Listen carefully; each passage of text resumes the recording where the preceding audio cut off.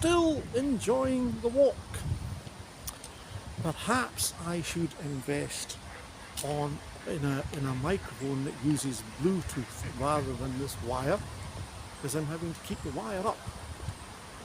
But when you look at God's creation, we should thank God all the more. And I'm out amongst His creation right now. I'm part of the creation, of course, but everything around me is part of God's creation.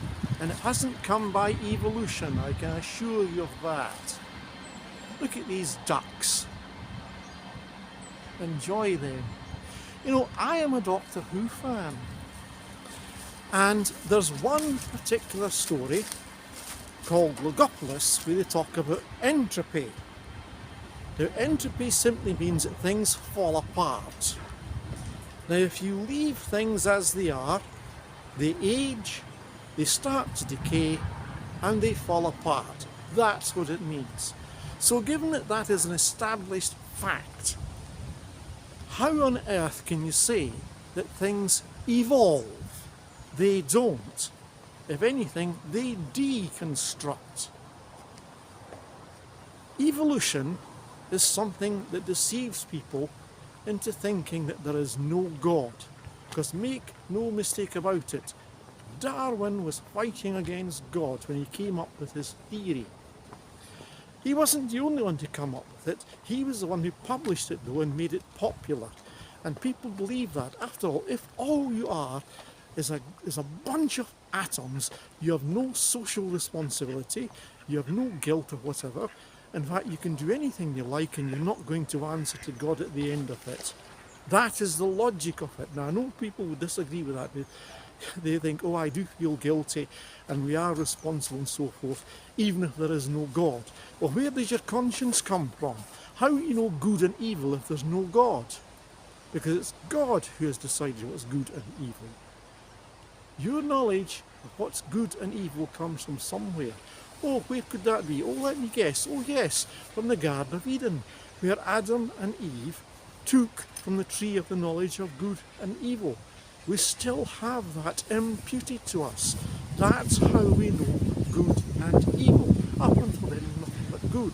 What they did was take on evil.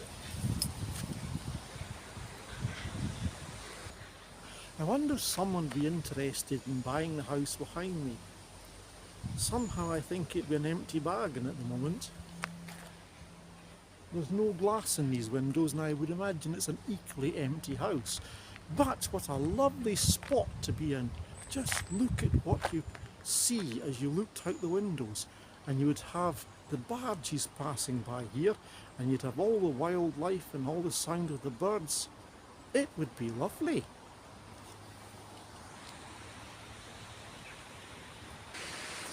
I think the garden of the house is also a bit overgrown, don't you think? I'm in it now.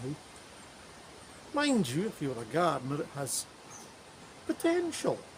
I rather like this lamp behind me, which is why I've stopped here just to film this spot. Mind you, it's smashed, so I don't think it's any use. But if someone brought the lamp into use again, it would look lovely. Perhaps in the past, this may have been a gas lamp. You can almost imagine having a gas lamps along the side of this canal. Just speculation, of course. This is a lovely view of the barges, I'm sure you will agree. And I'm just going to go along the road there to enjoy more views of the canal and the barges. If you did live on a barge, I wonder what it's like. A mobile home. Only they're more mobile than any mobile home I've ever seen. But I think that you'd really enjoy it, especially in the summer. I wonder what they're like in the winter though.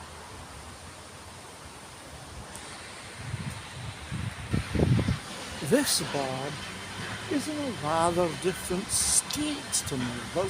This one looks like it could do with some work on it to bring it up to scratch. You know what? That's what God is doing to us who have trusted in Him.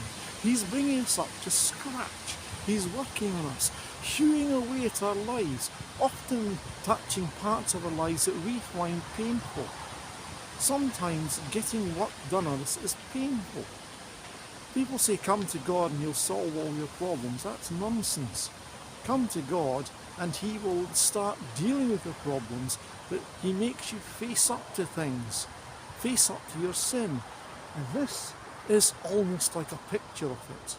Because to get this brought up to scratch, to get this going, you have to take the paint off it and chip away at it and hew away at things in order to get this barge to look just as good as the other ones that are just right next to it. Imagine that. God working at your life, changing you, making you into a man or woman of God. Now, are you willing to do that? Do you trust in Jesus Christ? Will you submit to him and let him hew away at your life, even if it's painful?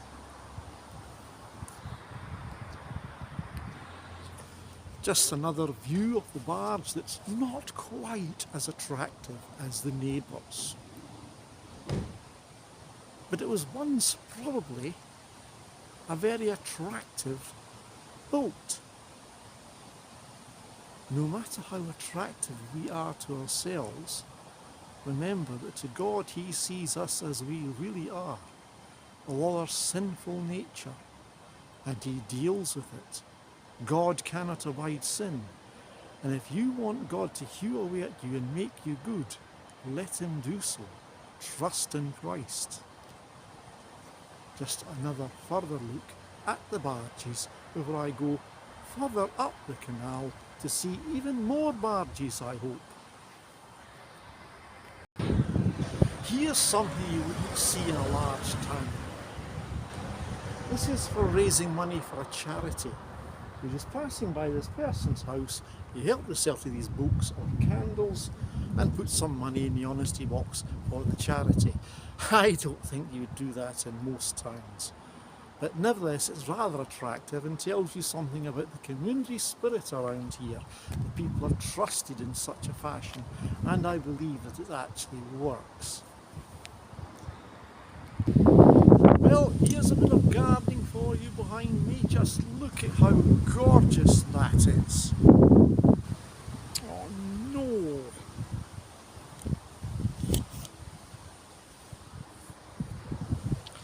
Just look at how gorgeous it is behind me. Look at the amount of work that must have gone into arranging this, to making all these things. My goodness, they've even got a barge over there. As if there weren't enough actually on the canal here. But this is very attractive. And you can see that on the well there it says, "We support Midlands Air Ambulance." So obviously you must put some money in there. So I wonder how you get over there to put it on. But very attractive all the same, don't you think? More barges. And you can see that there is a barge just moving down the canal here. I love the smooth movement of them. There's something so calming about it. And as I say, it's a lovely day to be filming here, and I am simply enjoying being out in God's creation. And as I say, if you think that this all evolved, there is such a thing as entropy. It did not evolve. It was created. I can remember as a young man being in hospital and listening to what two of the other patients said. There were two old men, and one said this, and I still find this a huge challenge. Jesus Christ was either the biggest colossal liar who ever existed, or he told the simple truth. Now that's a challenge to you, dear viewer. Now just enjoy this barge as it passes by, and I enjoy it as well. Rather in a better state than the one I showed you earlier, isn't it?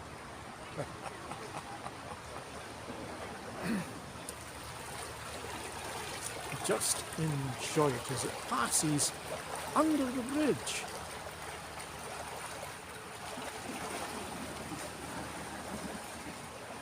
There it goes, under the bridge, on its way to its next destination.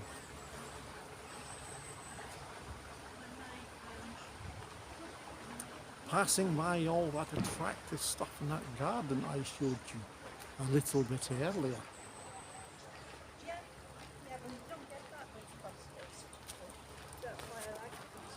And there she blows. Bye bye. Going out of sight under the bridge.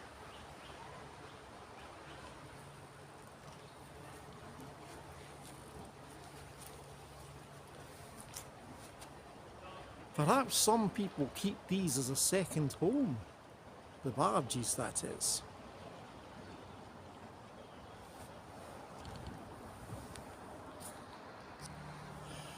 When I was a small boy, our family did not have a washing machine. The laundry had to be done in 2 sinks that we had in the kitchen. And we would mount between the 2 sinks a wringer. And the thing behind me over there, be the reason someone smiles today, is what the notice says on it. That's a wringer. Well, we had a smaller one than that we mounted between the 2 sinks, and the clothes would be passed through the wringer to push the water out of it. So you've seen a wringer, only this one is purely decorative. There may have been a functional one at one point. Again, lots of things decorating the side of this canal. Very attractive indeed. The glorious sight of more barges. Just enjoy it.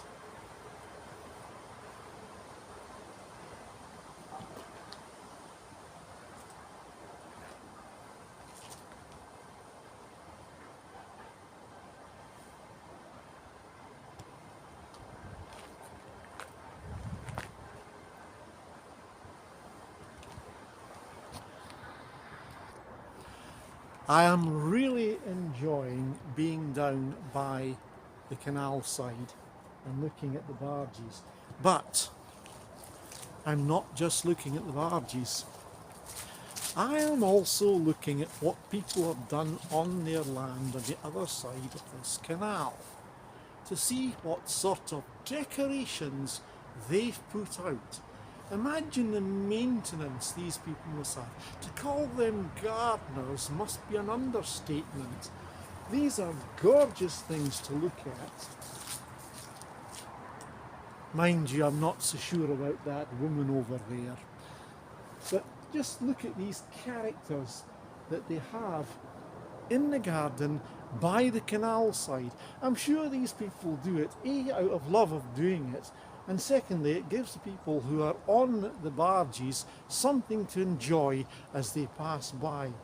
And of course, some people, such as the ones that I'm by now, may have moored themselves here just so they can enjoy what people have put into the gardens by looking out of their barge windows. Imagine that greeting you every morning when you wake up. Have a good look at it. That's quite a garden indeed, isn't it?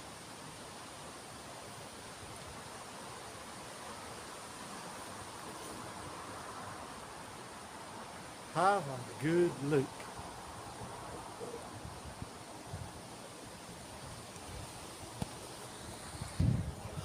The barge behind me doesn't have, well, some of the windows are out, but some obviously uses it because I can see them, and they've got bicycles on it, so perhaps that one's been brought into use again.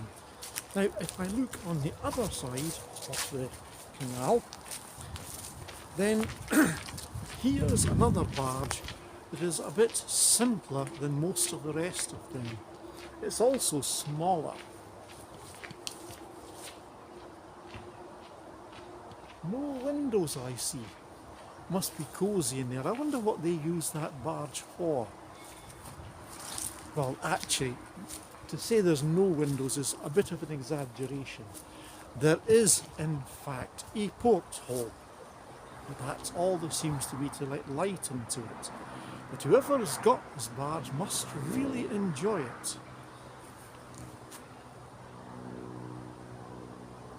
And it's got hatches on there, so there must be something down inside there. Something else that they carry on the barge.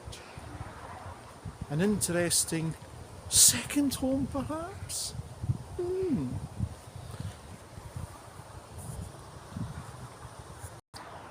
And just look at the flowers in the garden on the opposite side. This garden is one that seems to climb up the bankside to that house up there. That must be the person that owns the house and does the gardening here, looking after the hut. It must be a garden hut where they can come out in the summer and really enjoy just being out in the sunshine. I'm enjoying the last of the sunshine.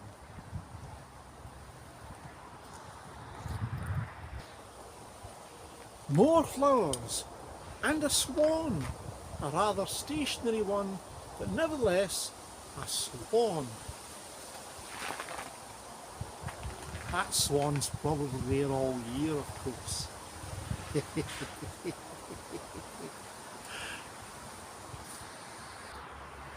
I think that getting down, two people, possibly a romancing couple, getting down to that table to enjoy a drink might be a bit precarious. First of all, you get down the bankside,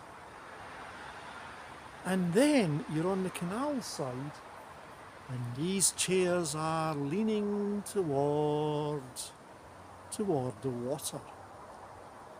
Maybe they're just decorative, but perhaps, if you're able to, a nice sit down and drink, and maybe even a picnic by the canal side in the lovely sunshine would be just the ticket. A lovely thing to do. As you can probably see, there is a barge coming, and there's also a number of people walking beside the barge. Maybe that's coincidence, they've maybe got nothing to do with the barge. I'm just going to stop and see as the barge passes by.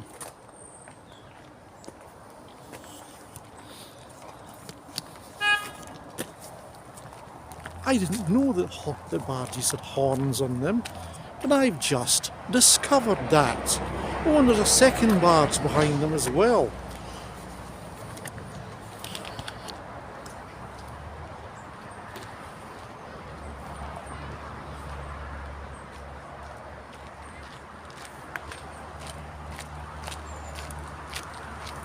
Simply enjoying it. So now I've discovered a barge has got a horn, rather like a car. This would have been the motorway of its day. Imagine them tooting at each other in the 19th century.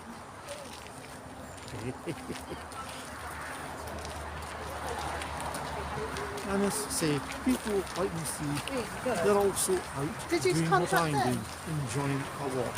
I think that's right. I don't think there's a connection between the people on the walk and the barges.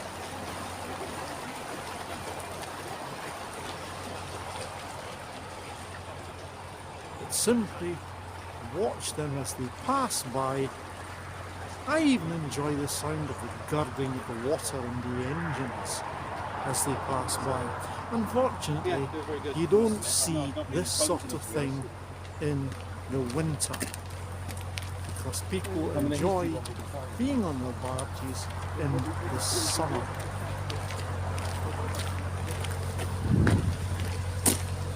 And they're just passing by.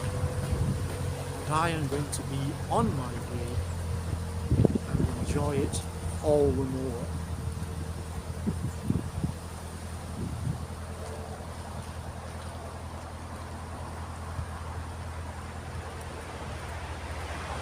I think that some people work hard at the walking, some more than others. One of these gentlemen strikes me as slightly infirm, so he's probably doing it for the exercise.